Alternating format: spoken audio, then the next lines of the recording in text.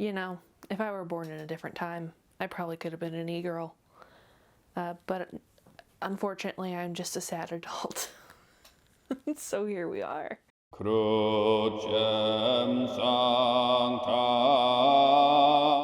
Hi, hello, and welcome back. My name is Amber, if you don't remember, and this is my channel, Chiapet-IRL, where we talk about whatever I want. Today I got something really fun and spicy for you. Something lovely, just delectable and weird, which is pretty much all of the things I talk about on this channel. So normal. Let's go with that. Today we're going to be talking about Double King. Now if you don't know what Double King is, that's okay. I'm here to tell you about it. Double King is a short animated film by the one and only Felix Colgrave, an Australian animator and artist. I think it was made back in 2017, 2018. I first watched this video when I was back in college. I was made aware of it by a YouTube channel called YouTube Explained. Vinny, who is the channel owner, is a great Irish dude, love him. He introduced me to a lot of really fun stuff, so I have him to thank for that. Thank you, Vinny. I hope you are doing well. I know you don't do YouTube Explained anymore, but I still think about you, and I hope you're doing okay in these trying times. You're loved and you're welcomed here any day. I have a lot of favorite little animated videos on YouTube. Many of them are bizarre, many of them are just student films that they're animating, they're starting animation for the first time. I love it so much. The thing that I really love about Double King is the fact that it is a silent film, which I am a sucker for, especially if you do it right and you have the correct pacing, and that is the amalgamation of Double King. I think another thing that really gets you hooked are both the bizarre visuals and the color palettes. I don't know how to describe Felix Colgrave's style other than it is chaotic. It is bizarre. The music is wonderful. I think he composes a lot of it himself. He at least did it for Double King, or he remixed a lot of music.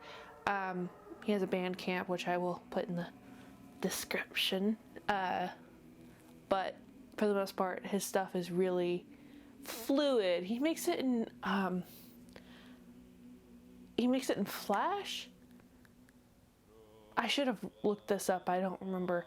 But either way, it's really hard to make like straight lines in this application. Trust me, I would know. I dabbled in it once and said, this is not for me. I might try again if it's still available. I think it is. But otherwise, no, that Flash is hard to animate things in. But yes, Felix Colgrave is a very talented artist, and I envy him and love him greatly. I was a patron of his on his Patreon for a while. I do plan to go back. I cycle through Patreon pledges because I like to, help out different artists. So let's get into Double King, shall we? Double King is about a snail? We don't know what kind of creature this thing is, but the main character is just called Double King. He was called the King in the beginning, and I'll explain why in a second. We see him walking into frame on these two weird centipede-looking dudes. He's looking all determined. He gets up to this mountain, and there is a weird-looking rat castle. And by weird, I mean the gate opens up as a mouth, and he walks inside. And first and foremost, if you're not intrigued by this notion already, you're either just sad or you don't appreciate art.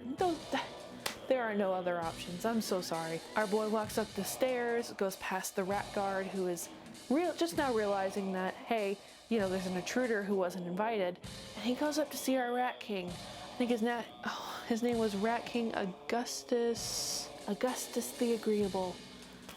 Nice dude, apparently. We don't see him for very long, though, because the king rips out his skull through his mouth. And we're only, what, 30 seconds into this video. Wonderful. As you can imagine, that makes quite an impact. The king puts the Rat King's crown on top of his, thus making himself double king. And then we get to the title screen, which, wow, this is a wonderful start. This sounds sarcastic, but I mean it's a wonderful start. Automatically, the first thing that we need to point out here is that when the crown is put on top of his other crown, we see his eyes go wide, as if he's on drugs or he just took a hallucinogen. That's important for later.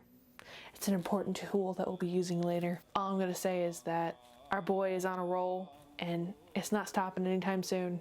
And I love the fact that this whole thing happened without any sort of dialogue, just a lot of gestures, a lot of frantic expression is just phenomenal to me. When I say that I really love silent films, it's not because no one's talking. It's because of how they're portrayed, how the stories move forward, because, you know, no one's speaking, you only get to see the action. It not only makes things faster, but it also can make for either something really funny or really impactful, depending on how you do it. So we go along and we see the aftermath of Rat King Augustus's untimely demise, where he is ceremoniously put to rest, aka his eyeballs get turned upside down, and his poor corpse is just there. And of course, following that, his royal council is off to go see their new king, the Double King, because he wears the crown and therefore he is in charge of the country. Of course, when they get there, they arrive at his castle and he is less than enthused to see them, leaving a rat trap outside of his door. Very nice welcome. Very sad. We see a trail of events where he goes through monarch after monarch, taking their crowns. The only difference is that they all differ from the crowns that he's looking for. They look similar, but they are in no way like it. For example, we have the Pumpkin Queen, who I don't remember off the top of my head, but I'll put the name here. Her crown is made of vegetation. He takes it, puts it on top of his head, it rots. And from that comes flies. So the Lord of the Flies. This is the name of the Fly King that comes out. Comes out with a little tiny golden crown on his head and flies over, and the Double King laser focuses on him and snatches him with his fork, puts him on the table, and saws him in half like a complete psychopath, putting his little crown on his finger.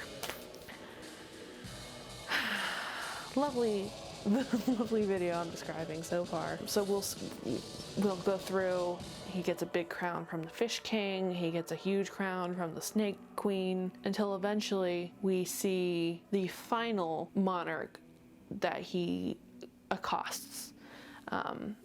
We are introduced to the late, I think it's Queen Agatha? Let me look that up real quick. So we're introduced to Queen Aldine of the Glade. She's being nominated. She's being nominated as queen. That's how that works. And we see the former King Aldo taking his final rest. He's being laid to rest in this little leaf boat, all regal-like, and being sent off into the lake, where he transforms into a butterfly, which is really cute. He emerges all happy and giddy that he is now a butterfly person. He's not in charge of anything. He gets to live a carefree little life until missiles start shooting at him. Yes, literal missiles start shooting at him, to where we cut over and see our boy, the Double King, in this really weird egg-shaped flying contraption. And fun fact, the little caption on the bottom in Latin says egg. I think it just says egg. Let me look that up real quick. Yeah, it says royal egg. I looked that up so you don't have to, because I was very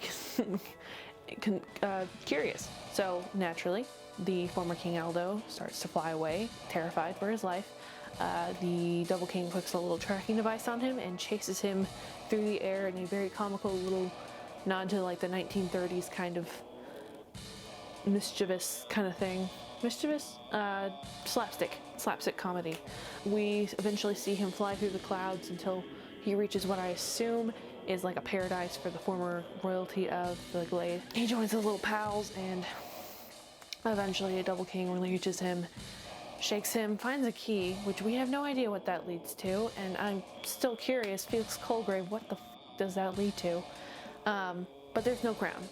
So, losing interest, he drops Aldo, lets him flies off, traumatized, and is unsure of what to do with himself. That does not last for long though, because immediately as soon as he looks off into the distance, he sees a mountain that has a peculiar looking crown upon its head, and he gets an idea to go and steal it, because that's how that works. So he comes back with a giant war machine that has hands that come out of it and punches the mountain.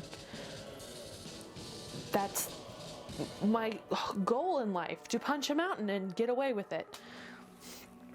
Really regal stuff, the 1%, am I right? He shoots himself in a rocket, a cannon, over onto the mountain, climbs up like a little speeda, and goes over the side. As soon as he's in there, he starts shooting at the war machine. And I think this is where we start to get an idea. If we didn't already have an idea of this, we start to see that the Double King might be a little touched in the brain. Because this is the war machine he brought himself. So he starts to shoot at it. The war machine pulls out its hand and goes, "Okay, bro, sorry, that's my bad. I will go back to the castle."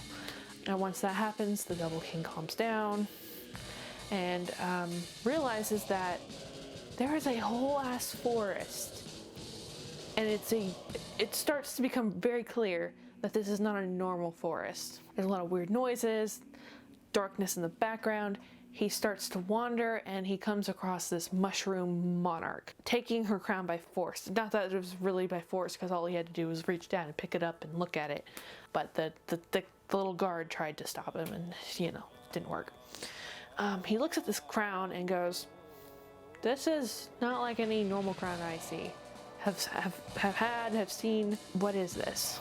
Which is an interesting caveat, because despite the fact that we've seen only a certain kind of crown, the little 3 prongs with the little dots on the top, it is one of those kind of like the Queen of England kind of crown, fuzzy little red velvet inside with the golden that, I'll put a picture. I don't know what it's called. So he's very confused, and he drops it, and his attention is drawn by a parakeet who has plumes of feathers that are shaped like a crown. Whenever it squawks, it shows the crown, and automatically the Double King is like, "That is a crown. I'm going to hunt this bird down and retrieve." And obviously, it's not a real crown. This is not a royalty bird. Unlike a lot of the other things he's chased down, this is not royalty. So he follows this bird into a big-ass flower field, which is trippy as hell. It looks like one of those hippie kind of patterns that you'd see from the 1970s. He loses this parakeet in this flower field, ends up sitting down and looking despondent, which is interesting because we have not seen the Double King really when he is not searching for a crown. So to see him just sit down and be like, "Yeah, this is fine," kind of gives you an idea without really saying anything, hence the silent film, without really saying anything, that all he really cares about, it's not the power necessarily that comes with a crown, the responsibility, I mean. He's not interested in running countries. He's not interested necessarily in the title that comes with king. He wants crowns. He is like a Funko Pop collector who is ravenously looking for the next Funko Pop. He does not care what fandom it comes from. He does not care what it means. He wants that next Funko Pop. Those people are scary and will cannibalize you at a moment's notice if your eyes become entirely black and round. So be careful. Don't let that happen. So while our king is sitting on the ground doing this with his hands, he looks over at his hand, which has the tiny little crown that he got from the Lord of the Flies. And for some reason, he doesn't recognize it. So what he does is he pulls out a third hand from his cape and chops his finger off. He chops his own finger off. He doesn't recognize that he already owns this crown. So he, to own himself, chops off his finger. He starts to bleed. He doesn't really react. All that he does is stand up. The flowers turn red and go from like weird vagina-looking flowers to eyeballs to teeth, and then the eyeballs close and it becomes a pool of blood. Now, I really love this scene. As you probably could tell, because I'm a weird person who likes weird things. This scene properly conveys a little bit of his inner monologue, which we don't get because obviously we don't get any dialogue at all. I think it's supposed to represent the fact that he's realizing he's dying, but it's too late to really do anything about it. And he just kind of dies unknown, sad and alone.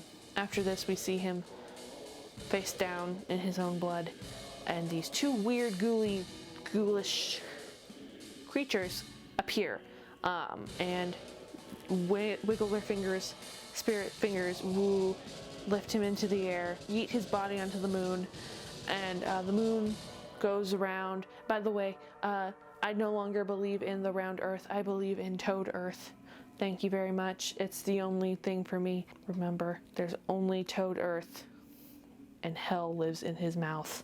What else do I have to look forward to other than this? So they yeet his body onto the moon goes into the toad's mouth and deposits him into the underworld, where we are greeted by a harpy and other grotesque creatures, which don't seem to affect him at all.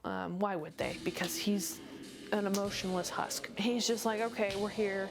What's next? And he realizes his crowns are no longer in his head, because when you die, you don't take any of your physical possessions with you except for maybe your clothes. I don't make the rules. That's just kind of how it happened. And apparently crowns aren't considered clothes. They're considered something else. So he freaks out. He starts to go, where are my crowns? And then he sees a sign with a crown on it. And he's immediately pausing, realizing there might be a crown somewhere. A concierge unhooks a velvet rope and goes, "Sir, can you go inside, please? You've been summoned."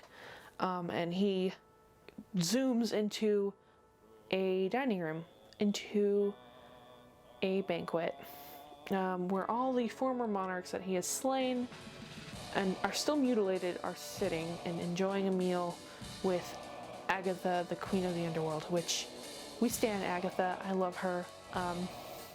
Toad Earth, if it's real, and Agatha is real, I'd love to have dinner with her sometime. She seems like a sweet lady. Not caring that he's being recognized as a monarch, or anything that comes with it, which is usually, I would think, is a big deal. He sees the crown on Agatha's head and is just like, I'm gonna make a beeline. Let's go.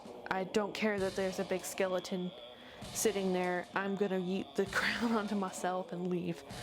So of course, Agatha, being Queen of the Underworld, has powers and levitates his ass to his seat. He steps on a lot of people's food, which is nasty. You nasty son of a... And we see him try again and again and again, forcefully putting a lot of the other patrons at the table through pain, again and again and again, especially the snake monarch. That poor dude's not getting any rest, even in death, unfortunately. Eventually, after several tries, when Agatha is raising him up, the Double King punches her in the eye, which eventually pisses her off. She was already irritated, but he just had to do that. That was dirty. Why'd you do that, my dude? Not cool. Punches her in the eye. She tosses him back in his seat. Not the gentle way she would before. She tosses him in, sets him down, glares at him, and him realizing that he probably shouldn't push his luck, makes a little like a paper napkin crown, puts it on his head, and considers that a win. And to rub salt into his wound, she lifts it up and puts it on top of hers. And this, my friends, is where we see our boy crack. And this is where we see the fruits of our silent film labors, because this is glorious. It startled me, but eventually I got over it. I was just laughing my ass off.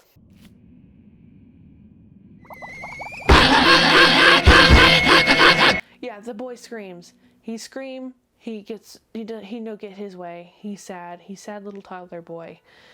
And so it was, I think it was just the fact that he showed emotion at all was revolutionary in this point in time, because, you know, we either see dead robot face or I'm going to get your crown and I will literally choke you to death to get it, or yank your skull out of your mouth. One of those things. The other kings and queens are like drawing away, like, ooh, this is not a scene I'm here for. And I think it was the Lord of the Flies looks up at Queen Agatha and goes, what are you gonna do about this? He needs to shut up. Just give him the crown or something. Do something. Because I'm trying to enjoy my meal. I've already suffered. My head is detached from my body. Fam, just do something. So what does Agatha do?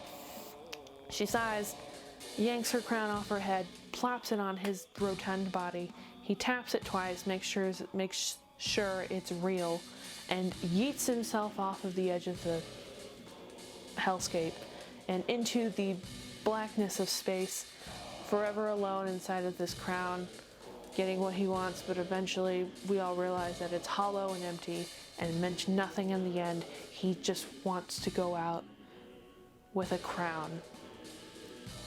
The end? So, what do we learn from this? Well, you can't take things with you when you die, and the earth is not round, the earth is a toad. I don't make the rules. Felix Colgrave does. He is God, and that's it. I think the beauty of this is that, like I said, this is a soundless film. There's no noise. But in some ways you feel like at the end, a lot was said. So that's good. Top-notch quality. If you have not watched anything by Felix Colgrave before, and you liked this video, I recommend you watch Elephant Garden next. This has absolutely no story, and it is just insanity. It's beautiful insanity, just like Double King. It's a lot shorter though. He also, I think he's working on something new. He does a lot of little music videos. One of them's really cute, and it's got a bunch of little bugs that crawl up some bamboo. Love it. Cute. I'm looking forward to more of Felix Colgrave's stuff. When I was still a patron of his, I knew he was working on something.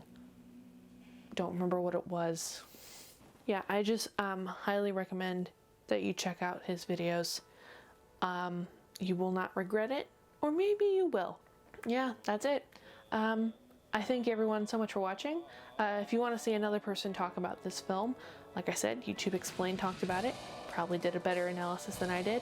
I just went through frame by frame and gave dry commentary.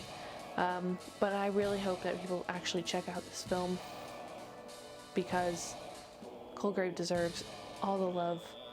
And remember, Toad Earth better than round Earth. Am I right, fellow kids? If you like this video and if you want to see more videos like it, please subscribe.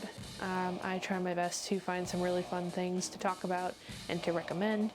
And if you liked the video more than just wanting to stick around, please leave a like.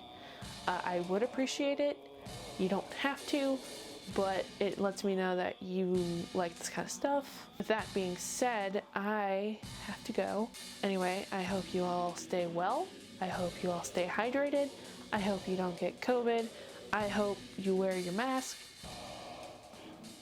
I hope you vote in November, or whenever we're gonna vote, because who knows anymore. And that's it. Thank you all so much for watching, and I will see you in the next video. Bye!